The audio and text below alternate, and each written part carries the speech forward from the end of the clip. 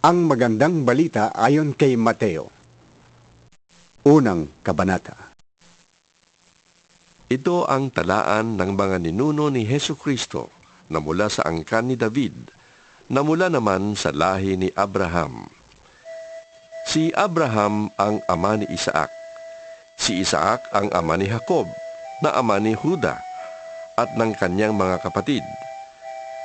Naging anak naman ni Juda kay Tamar, sina Fares at Zara. Si Fares ang ama ni Esrom at si Esrom ang ama ni Aram. Si Aram ang ama ni Aminadab. Si Aminadab ang ama ni Naason na ama naman ni Salmon. Naging anak ni Salmon kay Rahab si Boaz, at naging anak naman ni Boaz kay Ruth si Obed. Si Obed ang ama ni Jesse na ama ni Haring David.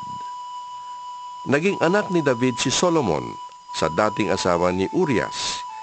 Si Solomon naman ang ama ni Roboam.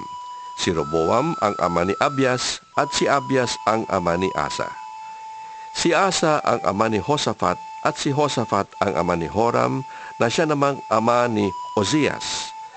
Si Ozias ang ama ni Jotam na ama ni Akaz at si Akaz naman ang ama ni Ezekias. Si Ezekias ang ama ni Manases at si Manases ang ama ni Amos na ama naman ni Hosias. Si Hosias ang ama ni Jeconias at ng mga kapatid nito. Nang panahong iyon, dinalang bihag sa Babylonia ang mga taga-Huda. Pagkatapos na sila'y daling bihag sa Babylonia, naging anak ni Jeconias si Salatiel na ama ni Zorobabel. Si Zorobabel ang ama ni Abiud na ama ni Eliakim, at si Eliakim naman ang ama ni Azor.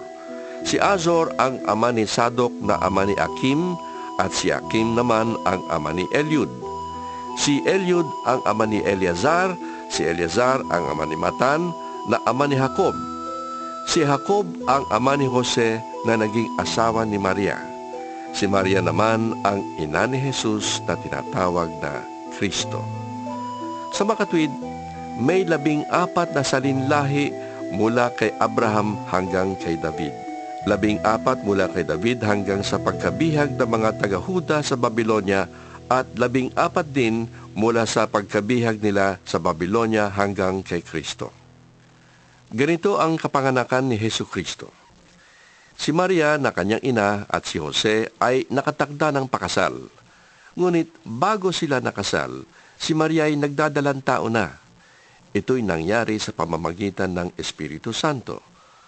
Palibhasa ay taong matuwid si Jose na kanyang mapapangasawa, at dahil ayaw niyang malagay sa kahihiyan si Maria, binalak niyang hiwalayan ito ng palihim.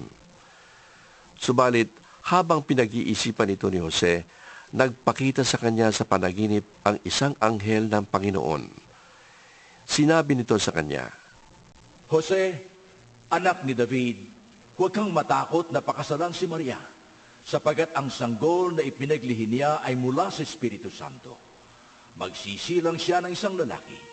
Jesus ang ipapangalan mo sa kanya, sapagkat ililigtas niya ang kanyang bayan sa kanilang mga kasalanan. nangyari ang lahat ng ito upang matupad ang sinabi ng Panginoon sa pamamagitan ng propeta. Maglilihi ang isang birhen at magsisilang ng isang lalaki at tatawagin itong Emmanuel, na ang kahulugan ay kasama natin ang Diyos. Pagkagising ni Jose, sinunod niya ang utos ng anghel ng Panginoon at pinakasalan nga niya si Maria. Ngunit hindi sinipingan ni Jose si Maria hanggang nagsilang siya ng isang anak na lalaki. Jesus ang ipinangalan ni Jose sa sanggol.